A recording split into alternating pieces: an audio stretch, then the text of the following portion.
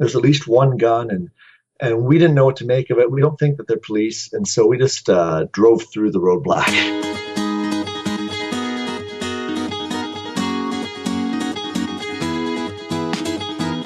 Hey everybody, welcome to the Abroaders Travel Podcast, your weekly meetup with thousands of entrepreneurs, hustlers, creators, nomads, ninjas, wanderers, and world changers, all seeking to build the skills and connections to live a life without borders.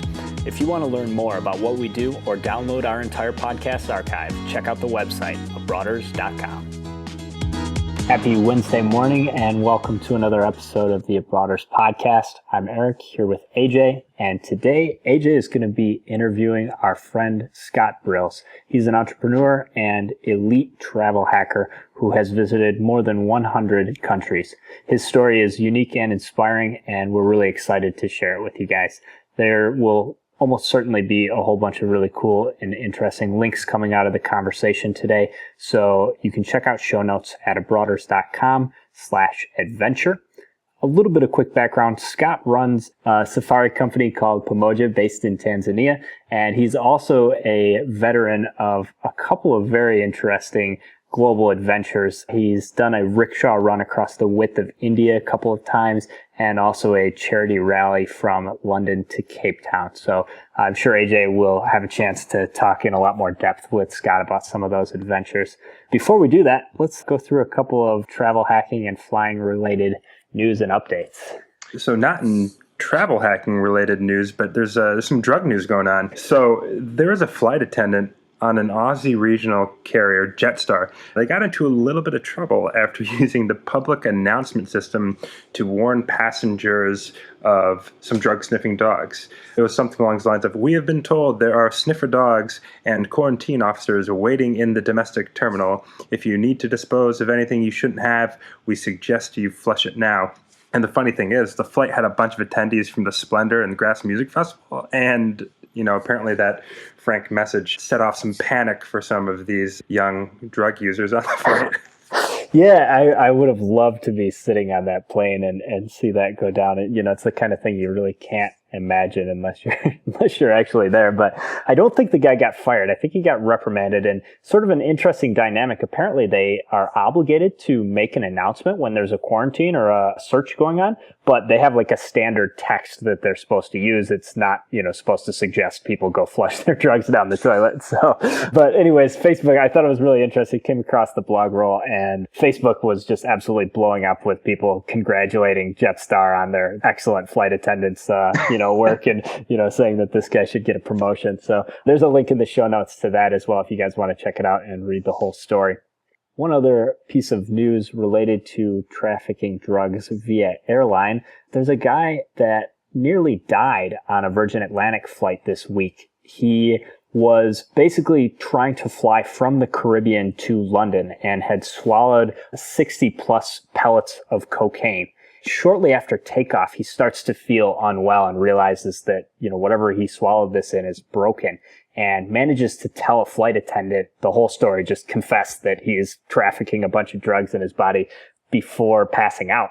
And so the plane makes an emergency landing, and they're able to get him to a hospital in Bermuda where they extract 240 grams of cocaine from his stomach.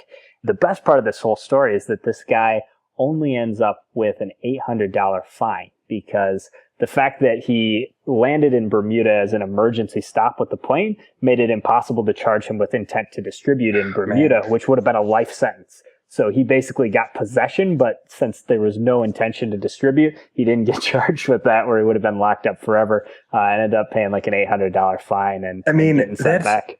That's hilarious, because there's no logical argument that he wasn't intending to distribute, but I guess good for him. Yeah, it's just a total technicality. I mean, he was intending to distribute in the UK, but Bermuda, doesn't have laws about distributing in other countries. So anyways, bottom line for all you travel hackers, make sure you don't take any drugs on planes. That's a horrible idea. Great way to not have a sustainable approach to travel hacking. So yeah, pretty much.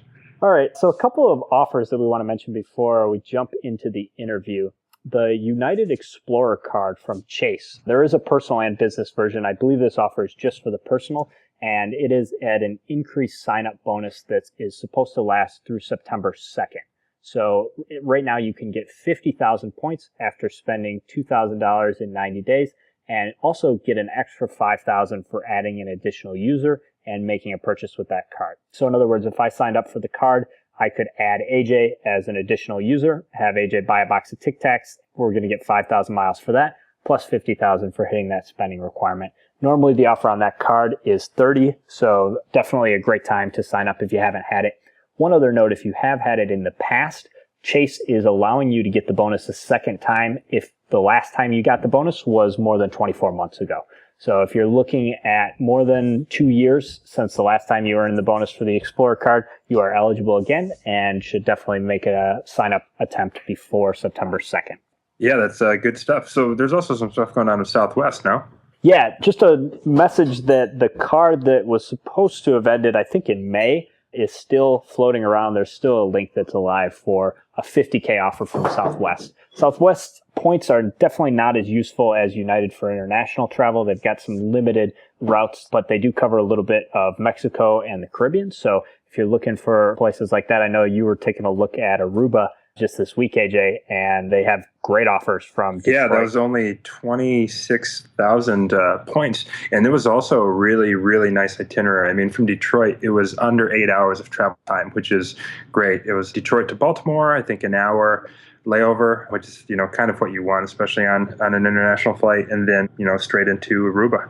Yeah, and for those of you, I actually had to look up where Aruba was as well, but that's basically South America. It's just off the northern coast of Venezuela and Colombia, so you're looking at a pretty decent flight. Yeah, so the Southwest Premier card is 50,000 points. We will link to that in the show notes as well. It's a link that's not on the Southwest or the Chase website, but that link is floating around and still active. So if you're interested in that or a bunch of domestic travel, definitely check that offer out. All right, how about I get into this interview? All right, so here we are with Mr. Scott Brills. I gave you a little bit of an intro in the episode before, Scott, but, this is a chance for you to introduce yourself. You're working on Pomoja Safaris right now. Where are you in the world? Where are you going to be going? Give listeners just kind of an overview of who you are. Yeah, hey, thanks for having me on. I'm actually back at home right now, one of those rare moments that I'm stateside, back home for the summer, and then heading off for Europe, Asia, and Africa until the holidays. I've been traveling pretty hardcore since I studied in Japan at the age of 18 and 19 in the year 2001. And then after that, I realized that I wanted to keep traveling. And so I set up my own company doing web development. And nowadays I'm traveling upwards of 9 months a year, close to 100 countries. Man, that's awesome. So we caught up actually, one of those, like you said, it's a rare occasion for you to be back in Michigan. As you folks know, I'm based in Detroit. So Scott and I grabbed a couple of beers. It was maybe a month ago or so. Last time we spoke, you were going kind of all in on Pomoja Safaris. Do you want to give everyone kind of an overview of kind of what that company is? Yeah, well, for 10 years or so, my web development company provided me the flexibility and the money and the ability to work on the road that I needed to fulfill all my travel wishes and dreams. But as anybody that's in a service-based business knows, it got a little bit old after a while, and I started looking for different things to do more on the product ends of things so that I wouldn't have to be at the beck and call of my clients 24/7, especially since I was doing most of the work myself. So I decided not to pursue expanding my web development company, instead to start up a safari company in Africa. And doesn't really seem to most people like a move that somebody that's in web design would take. Natural transition there. Go from building websites to starting a company in Africa. But I went on safari in 2010. And long story short, I had a great time with one of the guides that was with me. And I convinced him to start up a company with me, and because I thought I was able to do this in a much better way than a lot of the old school players in the industry were doing. It looked like an industry ripe for a shakeup, and he agreed, and we started up the company by incorporated in Tanzania in 2011. Since that year, I've been slowly working on getting out of the web development industry. As anybody has ever changed their career knows, it's a little bit tough once people know you as one thing and then converting over to something else. So up until last year, I was slowly getting out of the industry while working on the side on the safari company. as of this year, I'm on Safari Company full time. And so we've been doing, my partner and I have been doing a lot of work setting it up and just kind of testing things out. We've had clients and we're getting their feedback and just kind of switching things around, making sure that we provide the best experience for our guests that go to Tanzania and visit the Serengeti or climb Kilimanjaro or scuba dive in Zanzibar or all three. We want to be the premier provider in that area in Tanzania. And so we've been working really hard at making that happen. Man, that is awesome. That is also very exciting. Here's a question for you. So outside of the obvious and booking a trip through you, what's some general advice you would have for anyone that wants to do the African safari thing, especially do Kilimanjaro? Are there any kind of common themes that you saw of where trips would go awry or things didn't work out or any scams or anything? Like, what would you tell to somebody if they're going to book a safari or do a Kilimanjaro trek, obviously besides going through you? One thing is just be prepared for the airfare. Usually it's not included in any package that you're going to look for, and it'll always add on average $1,700 to $2,300 US dollars to whatever your cost is if you're flying from the US. Obviously, if you're a little bit closer, say in Europe or Middle East or even some flights from Asia, it'll be a little bit less money to get there. As far as scams and whatnot, I mean, generally, if you do a little bit of research online and you go with a company that has proper reviews and has some history and you can find articles about it online, you can usually do your diligence and escape any kind of scams that might be out there. One thing that we found is that a lot of companies still require bank transfers. So they require international wire transfers in order to pay them, because even still in a pretty modern country, as far as a lot of Africa goes, like Tanzania, the banking industry still isn't set up to process credit card transactions in many cases. So for a lot of these companies, you're going to need to actually wire thousands of dollars in a bank transfer. And that's not something that a lot of people are very comfortable doing. I mean, I know that I messed it up a couple times when I had to do it. So that's why we incorporated in the U.S. as well, so that we can accept payments in the U.S. for all of our services, and then we remit the payments to Tanzania. We take care of the wire transfer on our end, so that there's no risk or hassle to the client. And so that's kind of one of those ways that we found we could kind of provide a better service to everyone. Yeah, man, that's awesome. That makes a lot of sense. In the defense of where you guys are based, it's not quite as sketchy as the other company as I'm referring to. It's not quite as sketchy as Western unioning money to Nigeria, like 90% of the African states. There's no Nigerian princes employed at Kamoja Safaris, just FYI. Oh, man, that's good stuff. So I guess while we're on the topic of Africa, I do not want to miss the opportunity to have you take a little bit of a deep dive into your trip that you drove from London to Capetown. And this journey was filled with like a bunch of like subplots and crazy little stories. So start by giving just like an overview of the whole purpose and the charity behind driving from London to South Africa, and then we can kind of go piece by piece, because this is pretty fascinating. Yeah, that was one of my more interesting travels. So in 2009, I got the idea, or 2008, I started planning it, to drive from London to Mongolia. And I did that in 2009 with a buddy of mine. We used a Geo Metro, which is, if anybody knows it, it's a very low-grade budget car that was 10 years old at the time. And we drove it, and we ended up breaking down in Tajikistan near the Chinese border. And I had to hitchhike to Mongolia from there. But it really got me started into these long-range charity rallies. And so in 2011, I signed up to drive an auto rickshaw a few thousand miles to India. And in 2012, we had some friends get together, myself included, in this group of about 5 people. And we decided to drive a pair of Subaru Foresters that were each 15 years old. We bought them for $1,500 and $2,500 USD each. And we fixed them up as best as we could. And then we covered them in canvas to make them look like a pair of Chuck Taylor sneakers, like Converse sneakers. And we shipped them over to London. And then our plan was to drive from London to Capetown, about 16,000 miles or so over 3 months, and raise money before that and pledge it to an orphanage that we were going to be stopping at along the way in Ethiopia that one of the team members had some connections with. It's run out of Chicago. So more or less, that's what we did. We actually ended up making it at the end of 4 months to the end. We ended up going to the orphanage. We raised tens of thousands of dollars, and we even were able to give away hundreds of sets of locally produced or locally bought clothing to children along the way in schools and orphanages that we visit. But what we didn't expect are some other things, such as leg fractures, love triangles, embassy attacks, dozens of car breakdowns. Well, we could have probably predicted that. Multiple hospital visits for everything from, being unable to breathe to severe food poisoning to the aforementioned leg breaking to me cutting my Achilles tendon with a beer bottle. Oh, we also didn't expect that Sudan would close the country to Americans and not let us in.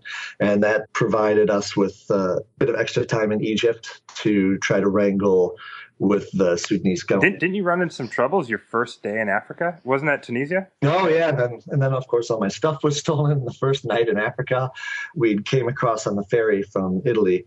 And this is after we'd already been delayed twice. One time our engine blew up. Basically, the gasket seal on it went bad, and we had to spend a week in Munich and over €3,000 to fix it. And then 2 days later, one of the alternators went in the other car, and we had to spend a few days in Italy and fix it. And we just barely made the ferry. We made the ferry. It was 24 hours.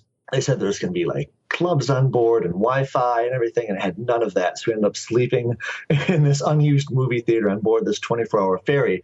And we finally got to Tunis, Tunisia, late at night. We met up with some couch surfers, and they brought us to this party with a bunch of French people, French expats that were over there. We had a great time, and we're celebrating our first night in Africa. We split up because we couldn't fit all 5 people at one person's place. So me and another guy went to one place, and the other 2 people at the time went to another place because one person had already been sent home because she had a spiral fracture in her leg from dancing at a castle drunk. And I woke up in the morning. We had a nice day planned. We were going to go to the beach with our couch surfing hosts, and went out to the car, and the window was smashed. My 75-liter backpack was gone. My buddy's big backpack was gone. Another bag was gone, and some of our hard drives and most of my clothes. All that stuff was gone. Luckily, I had my passport, my computer, and my money with me in the day bag that I brought up into the apartment. And we were parked, a nice suburb of Tunis. We were parked right next to a mosque, like in this parking area. And it was already light out by the time we got there. Like, we didn't go to sleep till 8 a.m. And so it was like 7:30 when we parked. And it was Ramadan. And we were next to a mosque. And we're like this nice area of the city. And someone just smashed the window and made off with like 3 huge bags of our stuff. So that was a bummer. All right, so this was obviously like a 4-month trip, and you had a lot of stuff happen. I remember you told me this story, a little background too. Scott and I were, along with a few other people, were in Indonesia last year, and I think that's when I maybe first heard this story. But didn't you run into some type of paramilitary checkpoint, possibly real military, and you just made the ultimate call just to kind of blow through it? Yeah, that was in Ethiopia. So fast forward a bit, months, because we went from Tunisia through Libya, which was very interesting. And then in Egypt, we got stuck there for 4 weeks longer than the week we had planned. And then we drove through Sudan, and then eventually arrived to Ethiopia, which was our first time out of Saharan Africa in 2 months. So we promptly celebrated with some beers, and we got on the road, and we ended up doing a really long day that day. And it was dark, and we were all pretty hungry, and so we stopped at about 10 p.m. in this pretty well-lit village. It seemed kind of modern, and we grabbed some food, and I started talking to some of the locals, and they invited us to a party. But we said, no, we got to make it to the next spot. We already have a place, like a village we want to kind of camp in. We had rooftop tents in our cars, and so we kind of had this place that looked pretty decent that we could set up our tents. And One of the locals said, no, you shouldn't drive. It's late. It's dark out. There's bandits and everything. Just come to the party with us. And we're like, oh, no, that's fine. But thank you very much anyway. And so, sure enough, we're driving for another hour. By this time, we have the 2 cars, plus we have a Land Rover that 2 friends are driving a little bit ahead of us. They're kind of going the same way. We've been convoying with them for a few weeks.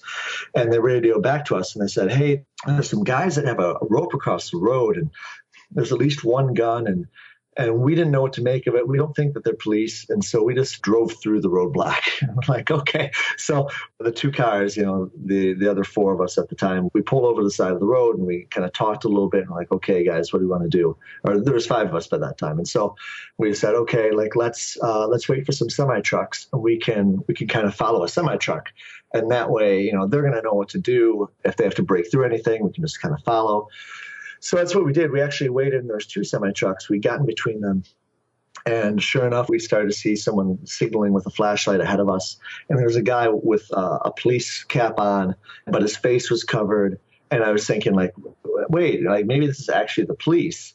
But then as the truck started to slow down, and us too, there's a truck, and then there's my car in front, and then our other car right behind us, and then another truck. So the truck in front of me starts to slow down. I see this group of maybe a half dozen guys. One of them has got a rifle. The other ones have sticks. They're all kind of wrapped up in robes, and you can't really see any of their faces. And my buddy that was to the side of me said, he's like, no, man, this isn't legit. Let's go. And so I pull on to the oncoming side of the road. There wasn't any traffic coming. And I just floor it. And luckily our buddy's car behind us does the same thing. And I smashed through the roadblock, which was this thick rope. And there was, I think, barrels on either side. And these guys just start hitting the car with their sticks. And I kind of duck down in case they start shooting. And we make it through, and we don't stop until a few miles later because there's a loud sound coming from the car, and I thought they'd broken something, but there's just a stick wedged in the wheel well. Yeah, that was a little bit scary. And from that point on, we said, okay, no more night driving. But of course, we drove every single night just about after that because we were just trying to recover some time from that month we were stuck in Egypt. Man, that's terrifying. That's got to be, you've done a lot of travel. Is that probably one of the more close encounters or one of the more scary situations you've been in? Yeah, that was pretty scary. The embassies being attacked, lit on fire, and evacuated when we got into Khartoum was also a bit scary. We didn't really know what was going to happen. They're going to turn on the foreigners, especially since we were staying at the foreigner hotel of the city. So we decided to camp out that night and kind of wait things out. And it turned out to be okay. We actually we went to a mosque that night and hung out with some of the locals, and everything was fine. It was just a few hundred extremists, kind of just showing their viewpoint by attacking the UK and German embassies. But that was also a little bit scary. And then we had one more thing that happened in Ethiopia. Unfortunately, because I really love the country. We spent a few weeks there. I met so many cool people, but there's a lot of poverty in Ethiopia. And so people sometimes have to do what they got to do to get by. And sometimes that means resorting to violence or theft or whatnot. And so there's one time when we needed to get the car on a flatbed truck and take it back to the last village we were at because there was an issue with the shocks. And guys, without us asking, just kind of started helping, and we're like, no, we don't need it, but they would help anyway. And at the end, we gave them all tips, for their help, but they thought it was too little. And one of the guys started just shouting, and he picked up this metal rod from the junkyard and just came at me. And that was kind of scary. And I just stood my ground. I said, no, because I knew like you would a dog almost. I was just kind of in shock. That's the only thing I could think of was just to stand my ground, look him in the eye and look and just be like, no, do not do that. And luckily his buddy and some other people convinced him to put the metal bar down and go away. But I thought that could get pretty ugly pretty fast. Yeah, definitely. Yeah, there was a group. It had to be at least 10 guys. And then there was us, the 4 or 5 of us. So yeah, luckily that we cleared that up as well. Not to mention, you're on their turf. When you said that these guys started to help, all I could think about is, and this is a very, very lame and soft example, is, in Latin America, and the guy puts peanuts, he gives you a little thing of peanuts at the bar, and then if he eat the peanuts, he comes by and asks for a ridiculous price, but only that's really high stakes. That's, if you don't pay up, I'll grab at the junkyard pole and threaten to kill you. That's a bit more malicious of a stunt. Yeah, that's pretty much what it is. They help you under the guise of being helpful, but what they're really looking for is a buck or two. Which is reasonable. What is not reasonable is, though, the junkyard pole physical threat. Yeah, he was pretty angry at it, and I thought we were giving them a pretty good bit of cash considering how many people were there and how little they actually helped us out.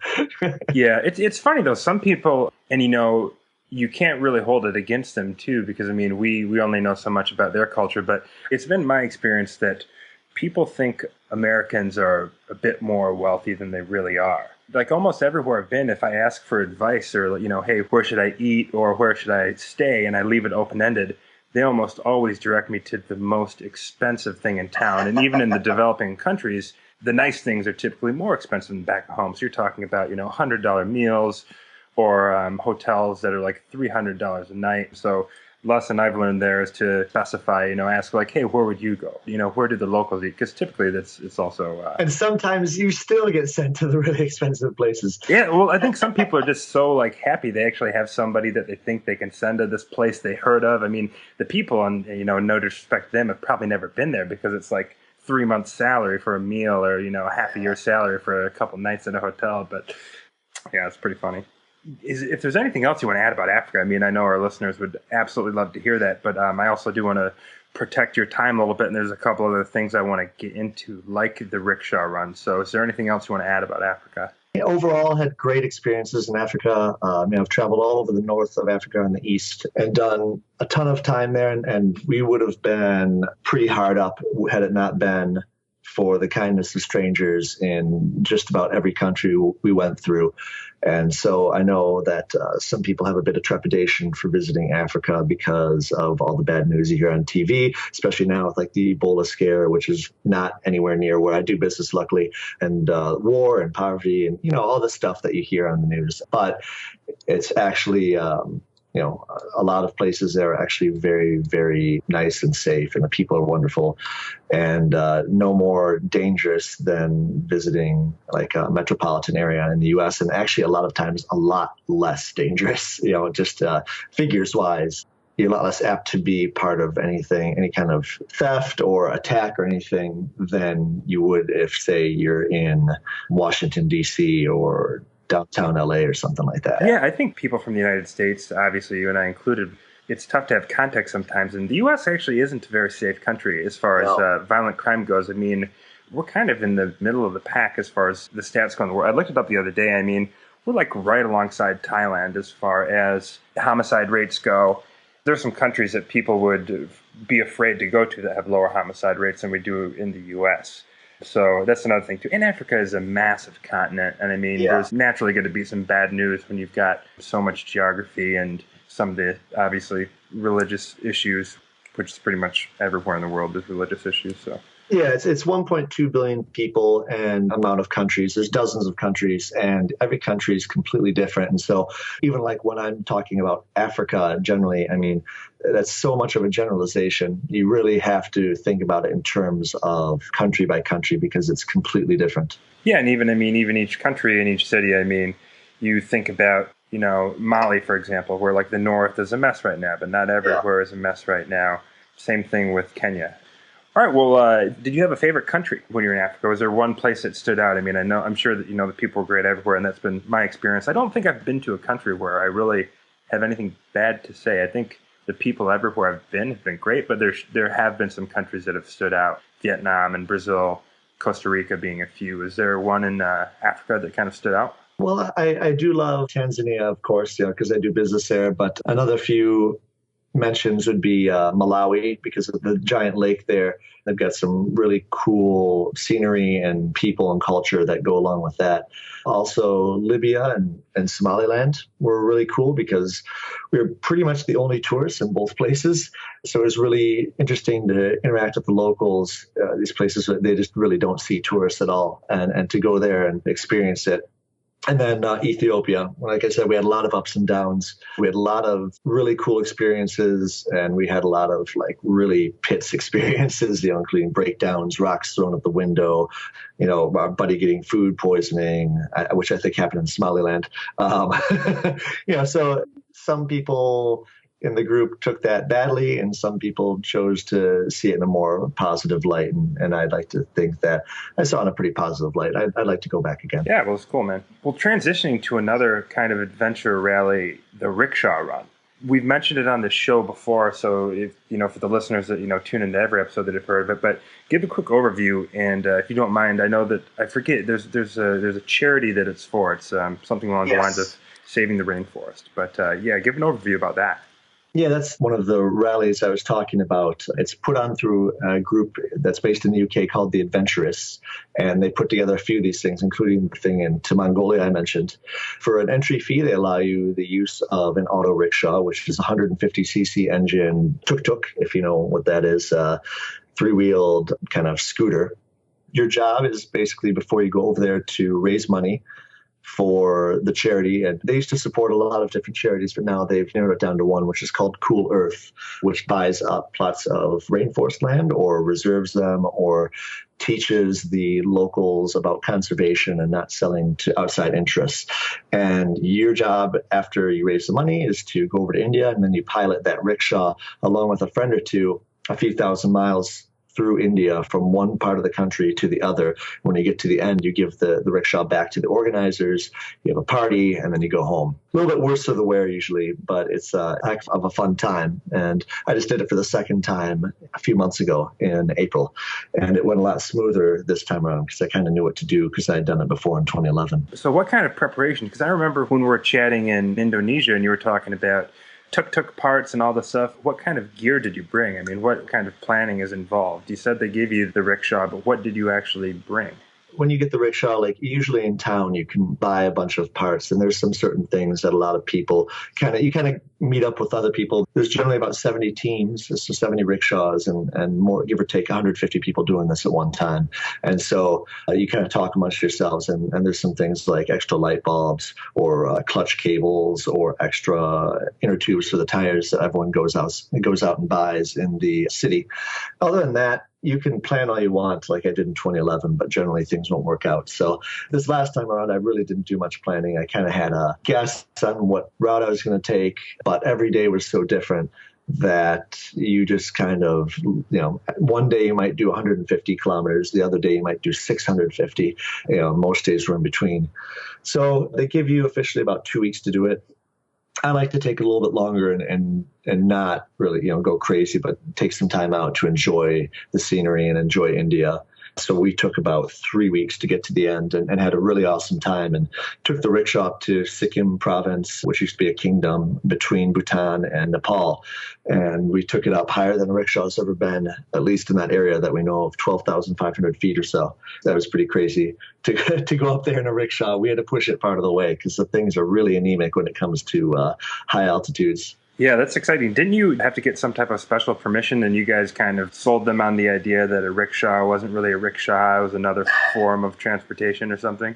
Yeah, we it had never been done before, apparently, and we kind of got some connections through one of the guys who's in charge at the organization, the Adventurists, and he hooked us up with two brothers named Ajoy and Dushant through Ajoy's company as a travel company called Sikkim Adventures. We all kind of went around to all these government offices, and we did all the paperwork and had to do, 6 copies of the passport and then pay the fee and then deliver them to like the police, the military, the government, and like 3 other offices. So like they helped immensely to help us to get the permission, and they didn't want to give it to us because they hadn't done it before. But he said, oh, well, it's just like a motorcycle. People do motorcycles up there all the time. And so they finally acquiesced and let us do it. And so we set off early one morning, and then the engine mount broke, which was probably the biggest thing to break this time around. And we had to actually postpone it till the next day while they welded the engine back into the frame. And then the next day we got up. It was a slow process, winding up the mountain, for thousands of feet. And we had to get out and push it a few times, but we eventually made it. So you said you were on the border of Bhutan? We were right in the province of India called Sikkim, which is between, it used to be a kingdom until the 70s. It's between Nepal and Bhutan. It's part of the Himalayan range, so quite high altitudes compared to the rest of India, quite a bit cooler. Now it's actually a part of India, but you actually need permission and permits generally just to go into Sikkim. You need special government permission. You need to fill out the right forms and whatnot. Oh, that's fascinating. Not to get too far off topic, but Bhutan, have you seen the article that it's along the lines of they're the happiest people in the world? There's some guy that did a study. Yeah, that the gross national happiness, right? Yeah, have you ever been to Bhutan? I have, yeah. I went there in 2011 and did some hiking and some touring with my girlfriend at the time, and we had a really good time. I actually created a partnership with a guy over there, and it's still a work in progress, but we offer trips to Bhutan, and we offer long distance trekking. So, a week plus, a week generally to 4 weeks or so through the Himalayan range. So, yeah, I had a really good time. It's a cool place, very different than many other spots you can go to because, again, you've got very few tourists. The scenery is amazing. The culture is really cool. The people are very friendly. I really like the food personally. And yeah, it's one of those countries that a lot of people have on their wish list I've seen. Yeah, but do you concur? Were the people, seemingly very happy?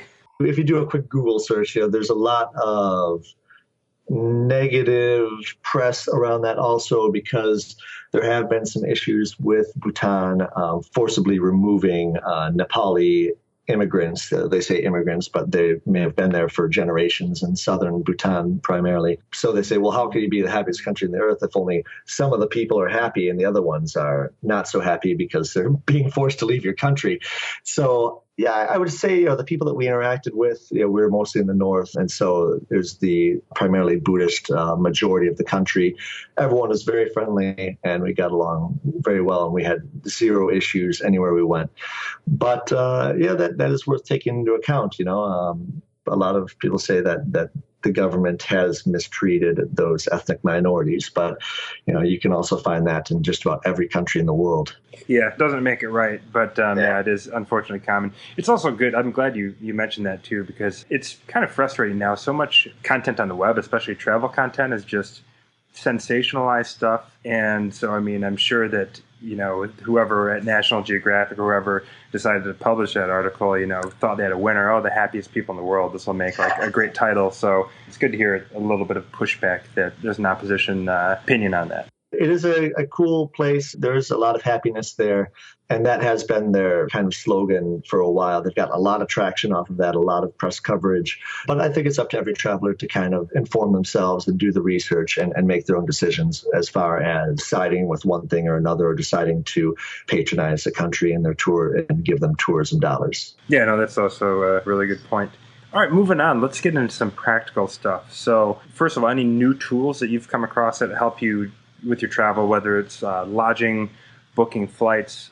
I know that you've got some pretty healthy balances of frequent flyer miles, so you are no stranger to travel hacking. Is there anything right now that you're really keen on that's relatively new to you? To be honest, I use the tried and true kayak.com most of the time. When it comes to airfare, I've tried out a lot of the other ones like Hipmunk and some other ones I'm sure you've mentioned many times on the show. I can't think of the names right now, but generally, they're all within about the same range. What I do is I always look it up on there, and then I'll go to the actual airline's website, and generally I can save a few bucks by booking it directly through the carrier. But like you said, I've got over 500,000 miles saved up, and so I don't pay for many flights nowadays, because I do the credit card churning, and I've been doing that, miles credit cards for over a decade now. I've had a lot of luck, especially with like American points, American Airlines, One World. And as far as hotels, outside of the U.S., I really get a lot of traction off of Booking.com and Agoda.com. And I a lot of times, I'll use both of them because I've seen some big price differences between the two, even though they've got just about the same hotels for each one. I have noticed some big price differences depending on which one you want to get. So I usually check the same hotel in both of those search engines. Yeah, that's a good tip. I was amazed at what Agoda had to offer. I'd actually never really used Agoda before I was in Asia, and John Myers of the DC, who actually had a pretty cool Q&A with Virgin on their blog. I don't know if you read that, but I saw he made a post saying that, Airbnb is awesome most places in the world, especially in expensive markets like San Francisco, London, Tokyo. But as far as most of Asia goes, Agoda is you're going to get better value because it's going to be the same price or cheaper than Airbnb. And you got that Asian service where people are cleaning your room, doing, there's laundry services that are affordable. So. Yeah, a lot of places in Asia, Airbnb is not quite the deal it is in Europe or in the Americas. Just because the price of a lot of things is so low that you'll be right on par with Airbnb. But like you said, you're not going to get the service. Yeah. All right. So it's actually funny. I saw on your Facebook profile, you've got like a screenshot of your phone where you've got all these different numbers for different countries and different SIM cards. Are you aware of what T-Mobile is currently doing? Have you made that transition yet? Do you think you will?